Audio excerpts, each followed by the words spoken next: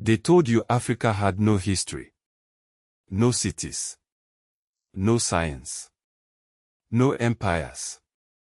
But what if every textbook lied? This is the story they didn't want you to hear. Let's start with a wall. Not just any wall, an 800-year-old stone masterpiece towering 36 feet high, built without mortar, standing defiant against time. This is Great Zimbabwe, capital of a kingdom that traded gold with China and Persia while Europe was still in the Dark Ages. 18,000 people lived here in a metropolis so advanced, 19th-century colonizers refused to believe Africans built it. They invented the Hamitic hypothesis, a racist myth claiming light-skinned outsiders must have done it.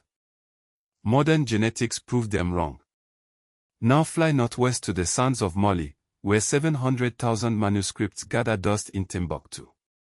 That's right, 700,000. More books than any European library held during the Renaissance. Students from Cairo to Cordoba came here to study astronomy, medicine, and law in the 14th century while Oxford was still a muddy village. Next, the Songhai Empire bureaucracy so sophisticated it made tax collectors seem glamorous. At its peak, it ruled 1.4 million square kilometers with a standing army and standardized weights for gold dust. Then there's Benin City. When Portuguese explorers arrived in 1485, they wrote home stunned this African capital was larger and better organized than Lisbon.